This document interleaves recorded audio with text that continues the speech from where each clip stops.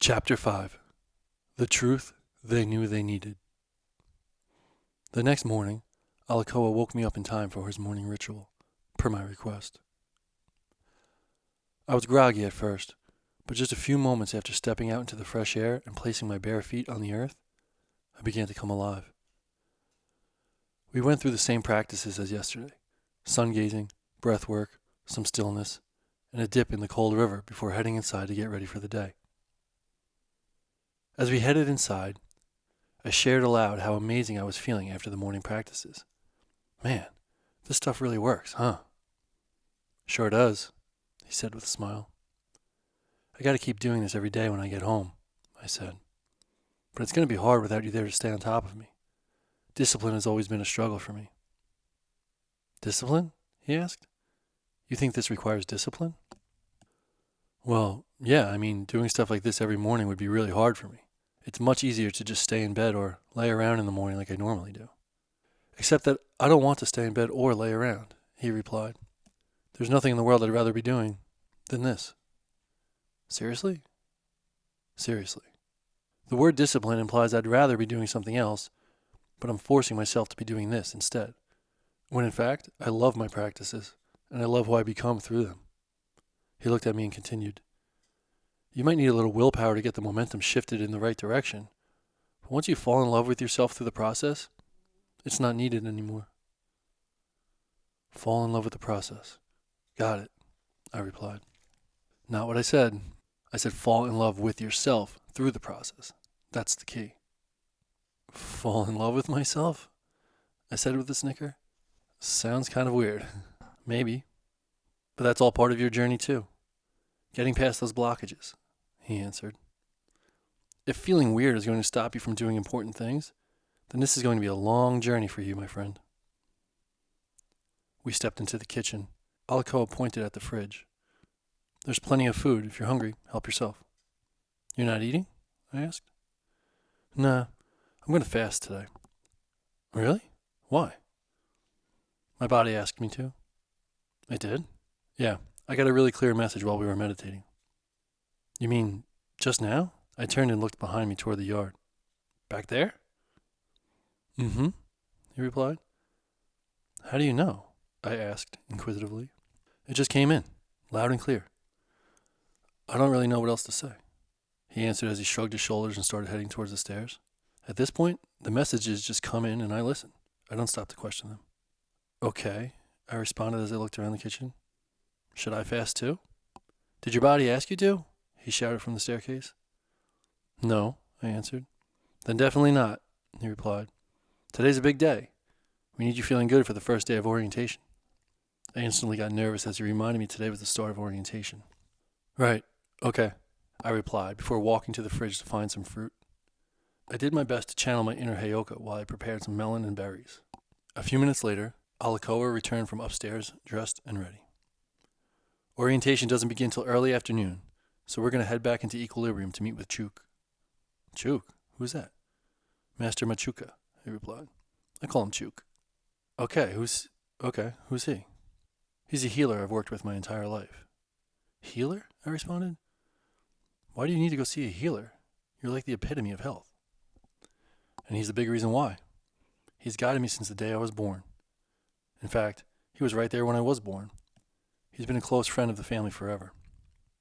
So is this just like a scheduled check-in or something? No. I'm feeling like I should speak with him today. After my meeting with Chief yesterday, I could feel a blockage in my system this morning. Part of the reason I've chosen to fast today. I just feel a little out of balance. Speak with him? So he's like a therapist? He's a healer, he answered. Doctor, therapist, mentor, friend, he's everything. I replied. And he's going to help you with your blockage? We'll see. I also want to speak with him about a dream I had last night. I'd like to hear his thoughts on it. A dream? What was it about? I'm not really sure what it was about, but it was extremely lucid. It couldn't have felt more real, you know? He paused for a moment as he recollected the dream in his mind. I was running through a crowded city, somewhere in the States or Europe or something, I would guess. It was dark and cloudy, very dim, very gray. There were people everywhere, and they wanted to kill me, it seemed like. He began. It was pure chaos, like an angry mob. They were cursing at me and screaming. Many of them were crying hysterically. It was like a deep, unrelenting rage pouring out of everyone. What did you do to make them so mad? I asked. I have no idea. That's the thing. I was confused. But I also had this strange feeling inside. I could, feel their pain and sadness. I could actually feel their emotions in my own body. It was so overwhelming. It was insane. He sat and took a second before continuing. I had no idea why they were so mad, but I was positive they were mad at me. The weirdest part, though, is the fact that I had no feelings of regret or guilt. I knew with total certainty that I hadn't done anything wrong. I don't know what the hell I did to make them so mad, but I stood firmly behind my decision, 100%. So what did you do? I just kept running down the street, trying to get to safety. But then something weird happened. The scene started to shift. What do you mean? I don't really know how to explain it, but as I felt their extreme anger and sadness inside of me, I began to realize that it wasn't actually anger and sadness. It was being expressed as that toward me. That's not what it was. Well, what was it? Fear, he answered. Fear? Yeah, they were in a fear response. They were scared. Whatever I did or said to make them so upset with me activated a subconscious fear response in them. They were purely reacting from a place of fear.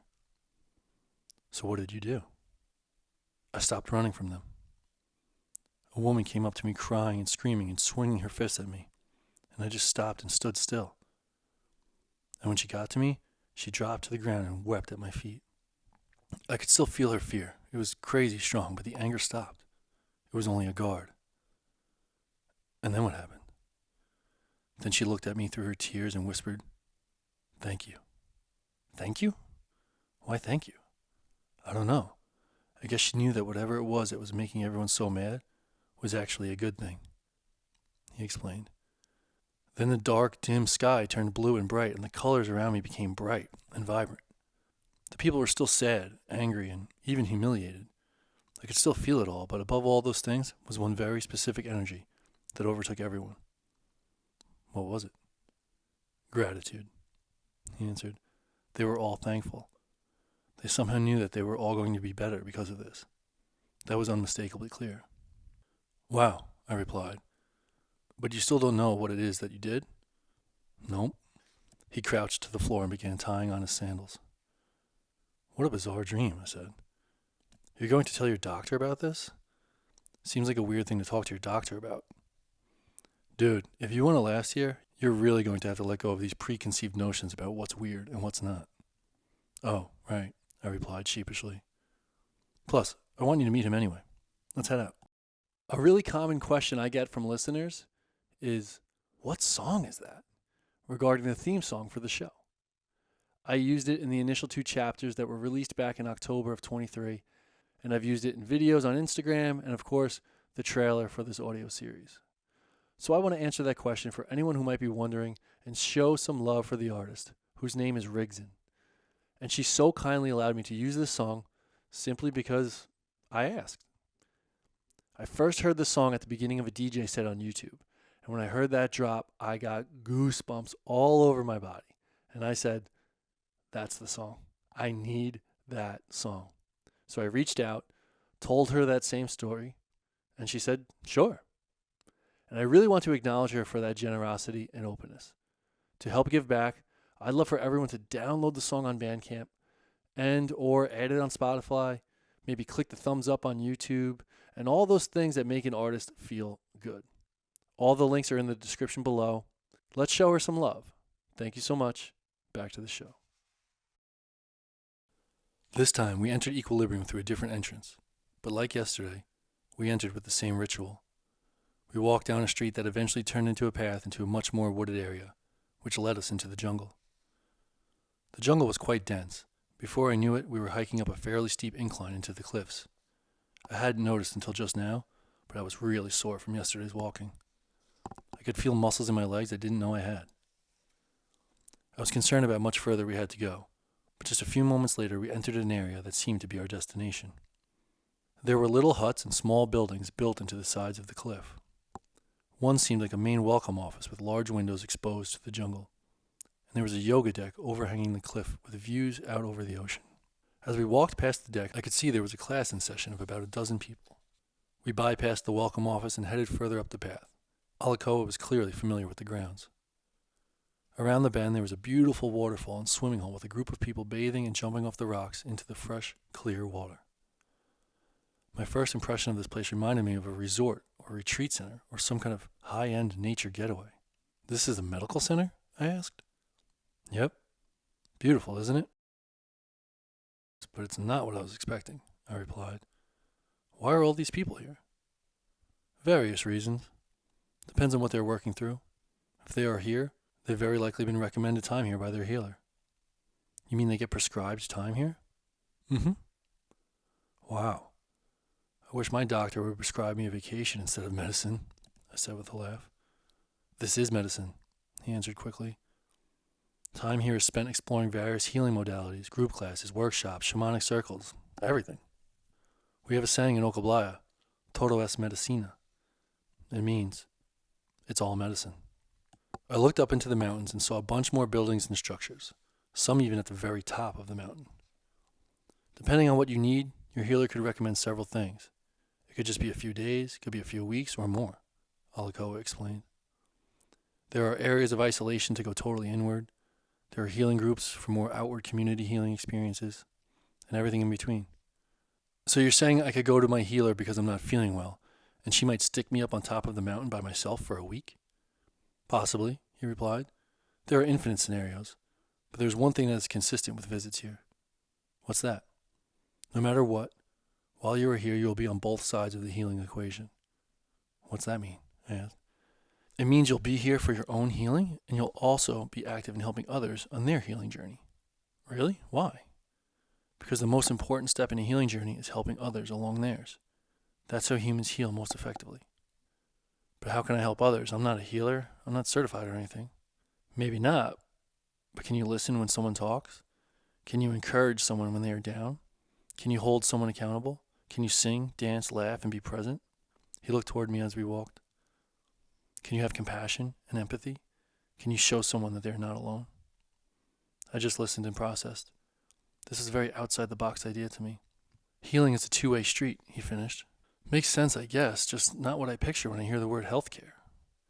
I know, he replied. When you hear the word, you picture yourself showing up at a doctor's office, filling out a bunch of paperwork that is annoying for you and useless for them, then sitting silently in a room full of strangers until someone comes out from behind the door, calls your name, because they don't actually know who is who, then walks you back to a cold room where you wait for the doctor. Actually, yeah, that's basically... Then the doctor comes in, he cut me off, probably introduces himself because you're total strangers, or checks his note from last time you were there to try and remember anything about you. Then he gives you about 60 seconds to describe your symptoms while he tries to match those symptoms to a list of medications he's incentivized to prescribe. He turned and gave me a smug look. Which route do you think is more effective? I didn't need to answer, obviously, but it didn't matter because as we finished, we arrived at the entrance of a small tiki hut. We could hear intense drumming coming from inside. He's working with someone, Alakoa explained. We'll just wait here. A few minutes later, the drumming stopped and a gentleman walked out of the office. Apparently, he and Alakoa knew each other, as they spoke for a few moments at the doorway about his session with Master Machuca. I swear he's a magician, the man said half-jokingly. He certainly is, Alakoa responded as the man turned and headed down the path. Koa, what brings you in? Another man called out as he stepped into the doorway. It was obviously Master Machuca. Hey, Chuk, how are you? He answered as he stepped in for a long hug. I'm doing well, he replied as they broke the hug. How'd you know I was here? I've been on site at Harmonia all week preparing for the event. I just came back in for this one session. You're lucky you caught me. I just took a chance. I had a feeling you would be here. And who's this? Machuca asked. This is Garret. He's a Delphin. Welcome, Garret, he said as he stepped in and embraced me in a long heart-to-heart hug. Come on in, gentlemen. We took off our shoes and entered the room. A week ago, I would have been shocked at what I saw in this, quote, medical office, but at this point, I was pretty accustomed to it. It was more like a shamanic temple than a doctor's office, with all sorts of tools and instruments that I'd never seen before. We sat on the floor in front of a small table that I think was some kind of altar. Machuca called for a moment of silence and stillness before we got into any conversation. Okay, Koa, talk to me. Why the unexpected visit? I'm just a little out of tune. Nothing too major. I just feel a little off. How long has this been going on? I've been getting some subtle whispers for a few weeks now, but this morning was the first time I felt the need to address it. What have you done so far? Nothing really. I'm fasting today, but that's about it. Machuca turned and grabbed a large tuning fork from the table. Lay down, please. For the next few minutes, he repeatedly struck the fork, causing a long vibrational sound. He hovered the fork over Alakoa's body and moved it slowly up and down his limbs and torso. When he got to his throat area, he paused and struck the forks a few extra times. Strangely, the tone coming from the fork sounded a little different in this area. Koa, he said softly, you know what I'm going to say, don't you? Alakoa just let out a long sigh. There's a major blockage between your heart and your throat, Machuca explained. The energy is stuck. He placed the fork down and tapped Alakoa to sit up. We've been through this many times, son, he started. Let's get right to it. Where and why aren't you speaking your truth? Alakoa took a deep breath and paused before he spoke. You know how it goes, Chook. It feels like my thoughts and words are in full alignment, but I guess something is missing. Is it your work? He asked. Yeah, Alakoa responded. As usual. What are you working on? A new film. A big one. What's it about? Alakoa glanced over toward me, then back to Machuca. I can't give the details right now, he replied. It's on code. Actually, it's deep code. But it's tricky. Tricky? He responded. Yeah, it's tricky because this is supposed to be the film that tells it all. The one that ties it all together, he began. And on one hand, I'm excited about that. And on the other hand, it scares the hell out of me. And I know that fear is leaking through and getting in the way. What is there to be afraid of? Machuca asked.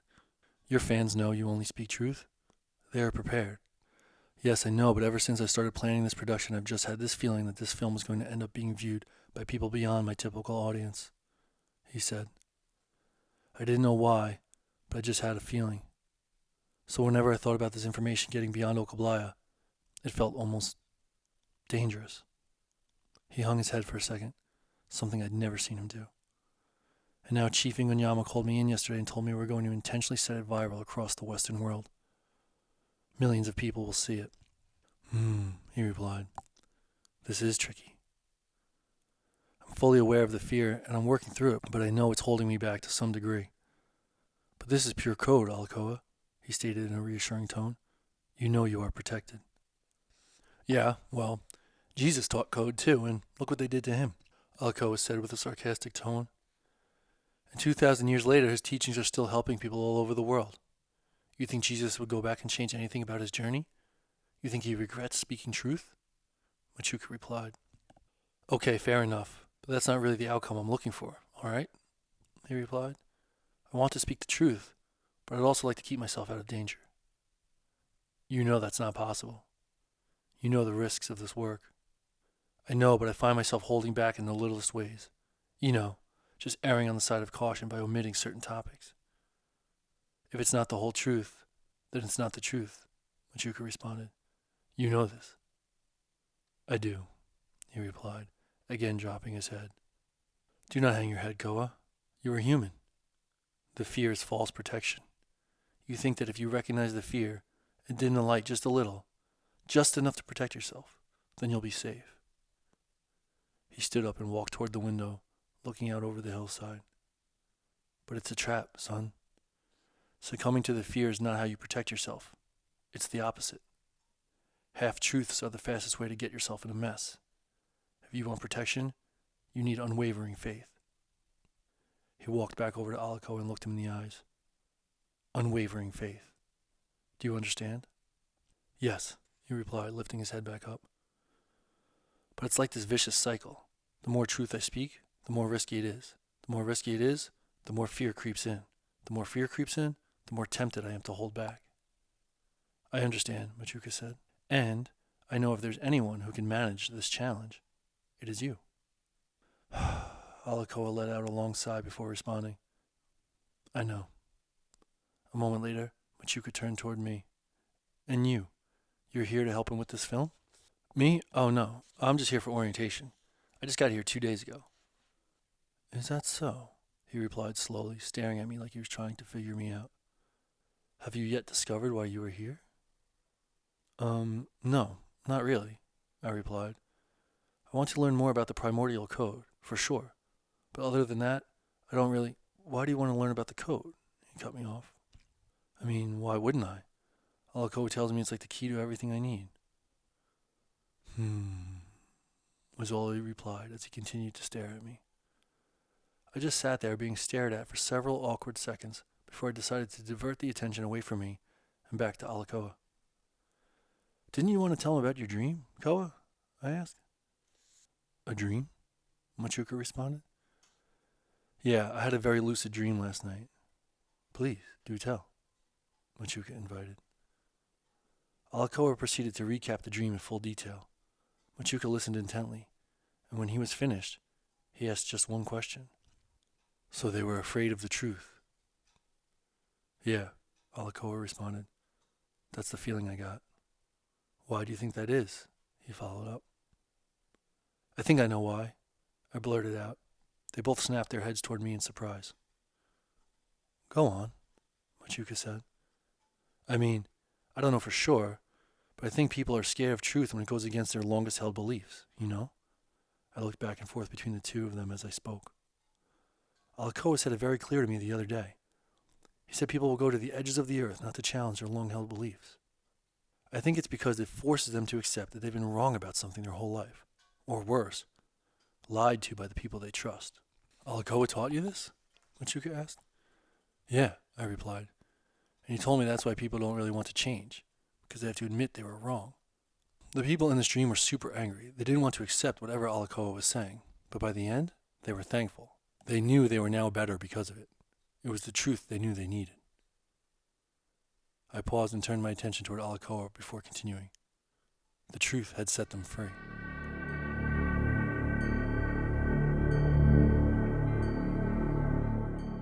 As we left Machuca's office, Alakoa suggested we walk right to orientation from there, since it was almost start time. Once again, I felt a wave of nervousness come over me. It was crazy to think about how much had happened on this trip so far. I still haven't even really started the thing I came here for. The walk wasn't too far. We basically just walked around the base of the mountain towards the water and came around into an area that looked sort of like a mini college campus. Well, an Okablo version at least. For once I saw a setup that was somewhat close to what I was expecting. I saw a large group of people gathering in a section that appeared to be an amphitheater, waiting for it to begin. Are we late? I asked Alakoa. What time does it start? It starts in the afternoon. Oh, right, I responded, remembering quickly what I had learned yesterday about time and scheduling here. They'll let everyone settle into the space, mingle, and get to know each other a bit. Then when the time feels right, they'll get started. Okay, that sounds good, I replied. And then what's on the agenda after that? You'll have a chance to meet some of the professors, hear about their subject areas, and start to decide which classes you want to sample. I'll be taking classes? Sample classes. They are like little introductions. You'll have a chance to meet the professors and get a taste of what to expect during shift. Oh, okay. I like the sound of that. Yeah, man, you're going to enjoy it. Don't stress. We stepped into the amphitheater area where everyone was hanging out. Between the Delphins and their mentors, there had to be a couple hundred people. Like I observed on the plane, there was no specific type. They were all different ages, races, and body types. I slowly made my way through the crowd with some handshakes and hugs as I tried to get to know my classmates. I didn't get a lot of details from people, but as I asked a few of my peers about their experience so far, I was met with similar responses that usually included a sarcastic laugh and some version of, I don't even know where to begin. I immediately felt more comfortable. It was good to finally be surrounded by the rest of the group and know that I wasn't the only one who was having a much different experience than expected. Watching the mentors interact was also helpful. They seemed so cohesive and connected to each other. You can tell this wasn't just a job for them. They were fully invested in this project and the people they were working with. After about 15 to 20 minutes of mingling and making new acquaintances, Chief Inganyama stepped out on the stage and invited everyone to find a seat.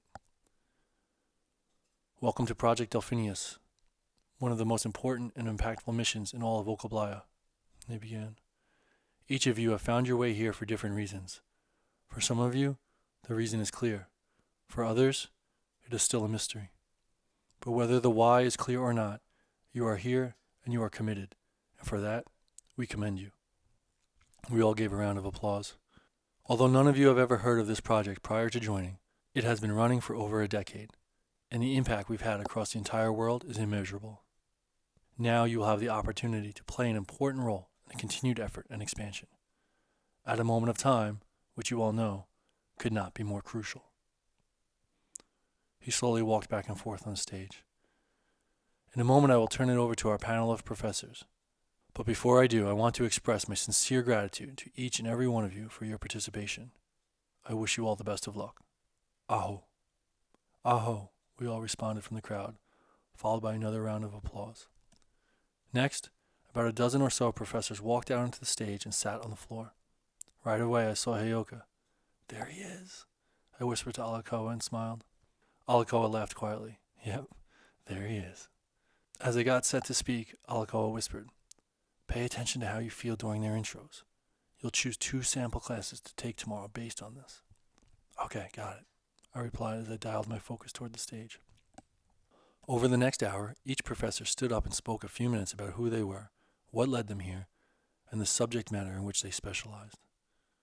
Some were pure Okablo blood, and others were sort of refugees from the Western world who all ended up finding a safe haven here in Okablaya after being run out of their respective fields. One of the first to speak was a former MIT professor who claimed we were never given the truth about what math really is, and promised we'd never see it in the same way again. He boldly stated that mathematics is the language of the gods, and if we wish to fully tap into the language, we must understand how the universe works in numbers. Another interesting character was a man named Dr. Yabud Siri, a world-renowned scientist who was heavily involved in the initial stages of NASA, claiming that the founder of NASA was one of his closest friends during that time period. After NASA was established, he was basically second in command and the official spokesperson. However, he said that despite being the official spokesperson, he was forced out after, quote, speaking a little too much.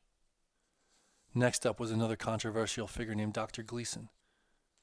She was serious but kind of funny, and told us that she was forced to resign, or resignated, as she called it, a joking term for being forced out of the Smithsonian after publishing a paper on ancient Egypt, a piece that went against the official narrative and timeline, urging people to question everything they were told about the mysterious civilization. Her exact words were, let's just say they weren't happy about it, and made it pretty clear I had 2 choices, either be resignated or suicided. I chose the first. But after seeing how unwilling they were to question their own beliefs, she started her own investigative work on virtually all historical facts and timelines, telling us, if you think the media lies about current events, wait till you see what they do with history. Since relocating to Okablaya, she anonymously runs an underground investigative journalism publication called Counterplot, which is read by tens of thousands all over the world.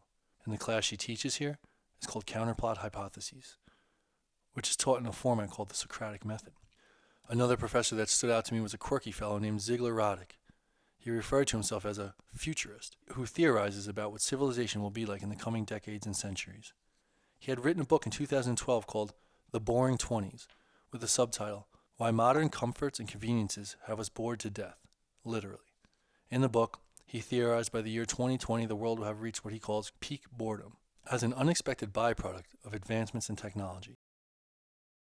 His predictions have come true, and then the technology is solving so many unnecessary problems that the lack of challenge in our lifestyles is ruining our species. While he was speaking, Alakoa leaned over and whispered, he collaborated with me on my work around secondhand scrolling. He's amazing. The others were all Okablo. There was Heyoka, of course, who mentioned he would be helping us with the nutritional preparation leading into shift. And another woman, Maria, invited us to explore her meditation class, promising we would all eventually fall in love with being alone. The final gentleman was a movement and fitness expert who reminded me quite a bit of Alakoa, which made a lot of sense after he whispered to me, that's my coach. He went by Puma, which was a nickname that seemed perfectly fitting for him based on his physique and presence. After everyone had spoken, a woman stepped on stage who seemed to be like the main coordinator of the event. She did not appear to be native Okablo, but she was clearly highly involved in the project. She told us that tomorrow we will be able to sample 2 classes with any of the professors, and the following day would be more of a logistical overview of shift. Then we would close out that evening, and we were all invited to stay for Harmonia over the weekend before we made any decisions and headed back home. Honestly, it all sounded exciting to me. I was now really looking forward to the next few days with the group. We grabbed a schedule of the available classes and activities for the next 2 days and headed out. Just another short one, and the last one for this episode. But I wanted to quickly say something that might be really obvious, but might not. If you're enjoying this series and the story is impacting you in a positive way, one of the best things you can do for yourself and for the project as a whole is buy a copy of the book. I'm telling you right now, even if you feel like everything important and meaningful from this story is getting through, it's not possible to retain everything in this story in one shot, especially by audio. You're going to want to go back through, read it again, highlight, write notes, and really take it in. I mean, I literally wrote the story, and still every time I go back and read a little, or while I was recording these episodes, I'd pick up on something new, or something would just land a little differently for me at the current moment of my life compared to a year or two ago. Plus, it probably goes without saying that this helps support myself, my family, and the mission of this project. So if you're feeling called to give back, this is one great option. And even if you don't plan to read it, you could also send it to a friend or just have one to add to your book collection. If you're in the US, the best place to order is right on our website. We have a nice deal if you want to order more than one, and there's even an option for a personalized note and signature from myself if you want to make it extra special. If you're outside the US, Amazon is the way to get it there. But for US listeners, www.theprimordialcode.com is the place to go, and we'll get it shipped out right away. Link is below. Thank you for your support. Now back to the show. When we got back to the house, Alakoa prepared some dinner for me while I looked over the schedule. So what are you thinking for tomorrow? He asked. I'm not sure yet. Honestly, it all sounds pretty interesting. Okay, let's talk through it. When you look at the list, does anything jump out at you as a clear hell yes? Actually, yeah, the meditation class, I answered quickly. When we sit outside in the morning, I feel like a total noob, you know? I don't really know what to do or how to get the most out of it, but I know there's so much to gain. Boom, there you go. That's one, he responded. One more to go. Okay, that was pretty easy, I answered with a laugh. Now the hard part. I looked over the list as I processed out loud. The futurist guy seemed pretty interesting.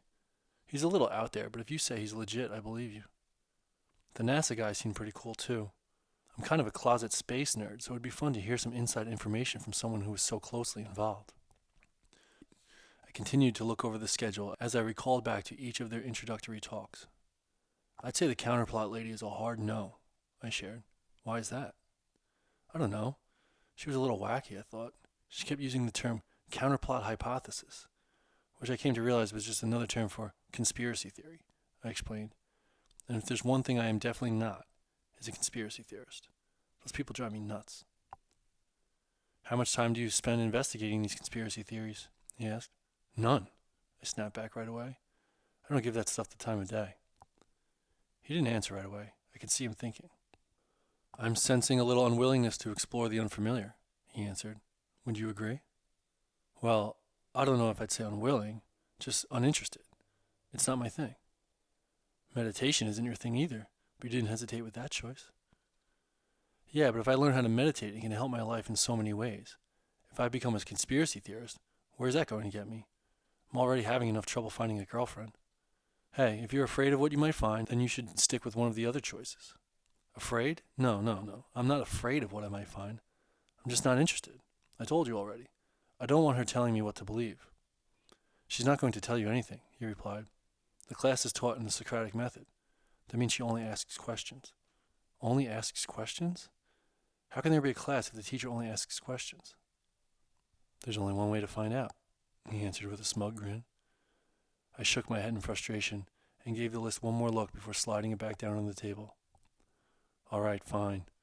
I'll take the conspiracy class. You happy? He laughed really hard. I'm supposed to be impartial, remember? He walked over and patted me on the shoulder. But yes, I am. He put a plate of food down in front of me. Maybe there will be some truth you didn't know you needed.